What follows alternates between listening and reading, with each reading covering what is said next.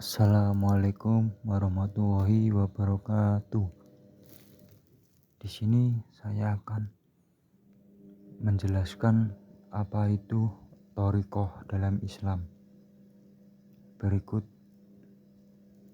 materinya. Thariqah terambil dari kata tarok yang secara bahasa bermakna mengetuk pada awalnya. Thariqah sering didefinisikan sebagai seluruh jalan mendekatkan diri kepada Allah dengan mengamalkan perintah dan menjauhi larangan seiring berlalunya waktu.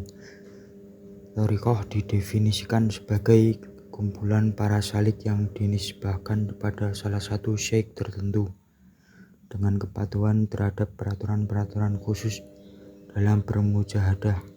Mereka berkumpul di dalam zawiyah, rubat, dan khaniyah, atau mereka berkumpul secara teratur dalam momen-momen khusus.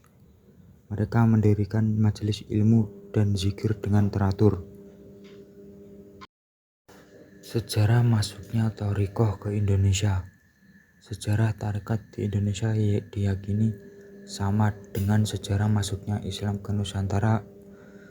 Islam bercorak sofistik adalah salah satu hal yang membuat penduduk Nusantara yang semula beragama Hindu dan Buddha menjadi sangat tertarik kepada Islam. Besarnya pengaruh tarekat dalam Islamisasi juga didukung dengan dari temuan sejarah bahwa sebenarnya Islam sudah masuk di Nusantara sejak abad ke-7 dan di Jawa sejak abad 11 Masehi. Namun sejauh itu tidak cukup signifikan mengubah agama masyarakat Nusantara. Proses Islamisasi Nusantara secara besar-besaran baru terjadi pada penghujung abad 14 atau awal abad 15 seiring perkembangan tasawuf alaki yang dimulai sejak Imam Al-Ghazali, lalu berkembang dengan munculnya tarekat-tarekat seperti Qadiriyah, Kubrawiyah, Syadziliyah, Naqsabaniyah, dan Syatariyah. Tarekat-tarekat ini menyebar ke Nusantara, mencapai puncaknya pada abad ke-17 sampai 18 dan hingga kini tak kurang dari 44 tarekat tersebar di seluruh Indonesia. Berikut thariqah mu'tabarah. Thariqah mu'tabarah adalah istilah yang digunakan untuk menggambarkan tarekat sufi yang diakui dan dihormati dalam tradisi Islam. Adapun thariqah sufi mu'tabarah di Indonesia diantaranya adalah A. Syadziliyah. Tarekat ini dinisbahkan kepada Abu Hasan Ali al-Syadzili 656 Hijriah. Thariqah ini mendasarkan segala pandangan-pandangannya atas Al-Quran dan Sunnah Nabi SAW sehingga masuk dalam kategori Sunni. Dalam pandangan Al-Syadzili, seorang salik harus selalu selaras dengan Al-Quran dan As-Sunnah, mengamalkan hal-hal fardu dan berakhlak sebagaimana akhlak Rasulullah SAW. B. Naqsyabandiyah. Naqsyabandiyah terambil dari dua kata naqsy, artinya mengukir, dan ban, artinya ikatan. Para pengikut thariqah ini menisbatkan thariqah ini kepada Abu Bakar Al-Siddiq. Pondasi thariqah ini terbangun oleh 4 orang, adalah Salman Al-Farisi, Abu Yazid Taifur Al-Bastami, Abdul Al-Khaliq Al-Hajdawani, dan yang terakhir Muhammad Bahauddin Al-Uwaisi Al-Bukhairi. Thariqah ini semenjak berdirinya dikenal dengan beberapa nama: Siddiqiyah, Taifuriyah, Al-Khawajakaniyah, hingga sekarang Naqsyabandiyah. Di antara metode wusul ila Allah dalam thariqah ini ada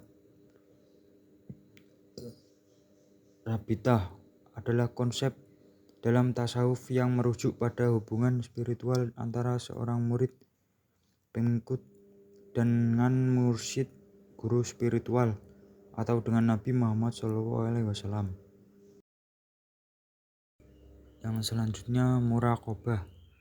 Muraqabah adalah konsep dalam tasawuf yang merujuk pada pengawasan diri dan kesadaran spiritual yang tinggi.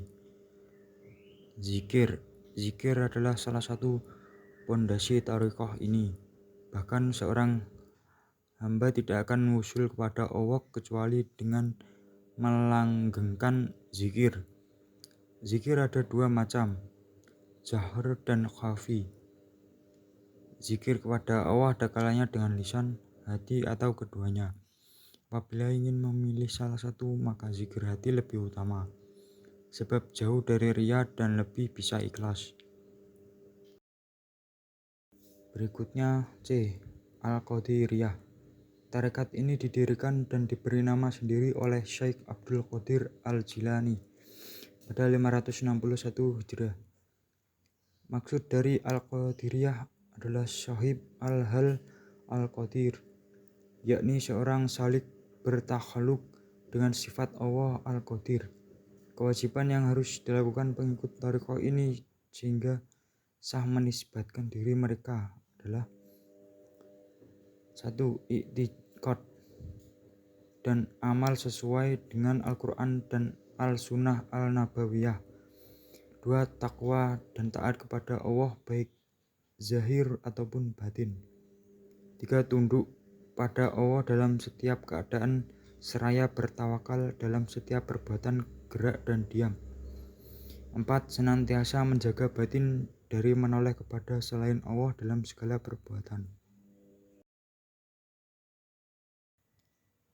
Tasawuf dibangun atas 8 pekerti: sakha, dermawan, ridho, sabar, isyarah, gurbah, mengasingkan diri, pakaian sufi, siyahah, perjalanan, dan fakir. Sakha, dermawan. Sakha di sini bukan sekedar dermawan harta saja. Sakha tangan dengan memberikan apa yang dimiliki. Sakha pekerti dengan berakhlak baik kepada seluruh manusia. Sakha hati dengan senantiasa ingat pada Allah. Ridho. Ridho di sini ada kalanya ridho terhadap apa yang dibagikan Allah terhadap orang-orang mukmin, dan ada kalanya ridho terhadap qada Allah. Sabar. Sabar ada 3 macam. Pertama, sabar li Allah, yaitu sabar melaksanakan perintahnya dan menjauhi larangannya. Kedua, sabar ma'a Allah, yaitu sabar terhadap qada atau keputusan Allah dan seluruh perbuatannya. Ketiga, sabar ala Allah, yaitu sabar atas apa yang dijanjikan Allah seperti rizki, kelapangan, dan kecukupan, pertolongan, dan pahala di akhirat. Berikutnya isyarah. Isyarah adalah sesuatu yang datang ke hati dan tidak bisa dijelaskan dengan kata-kata sebab kelembutan maknanya. Gurbah, mengasingkan diri. Gurbah di sini bukan hanya dari tempat tinggal saja, akan tetapi dari segala sesuatu selain Allah. Memakai pakaian sif atau wol. Pada zaman dahulu, pakaian sif adalah pakaian yang menunjukkan kefakiran. Bukan hanya sekedar memakai pakaian sif, akan tetapi seorang salik harus bersikap wara, tawadu, dan senantiasa fakir atau butuh kepada Allah. Siyahah. Maksud dari siyahah bukan sekedar keluar berkeliling, akan tetapi seorang salik terlepas dari hawa nafsunya untuk mencari ridha Allah. Fakir. Arti fakir adalah orang yang butuh. Maksudnya seorang selalu merasa butuh kepada Allah. Berikut kesimpulan. Thariqah sering didefinisikan sebagai seluruh jalan mendekatkan diri kepada Allah dengan mengamalkan perintah dan menjauhi larangannya. Seiring berlalunya waktu, Thorikoh didefinisikan sebagai kumpulan para salik yang dinisbahkan kepada salah satu syekh tertentu dengan kepatuhan terhadap peraturan-peraturan khusus dalam bermujahadah. Mereka berkumpul di dalam zawiyah, rubat, dan khoniqoh, atau mereka berkumpul secara teratur dalam momen-momen khusus. Mereka mendirikan majelis ilmu dan zikir yang teratur. Sekian materi yang dapat saya jelaskan tentang thorikoh dalam Islam. Bila ada salah kata, mohon dimaafkan. Wassalamualaikum warahmatullahi wabarakatuh.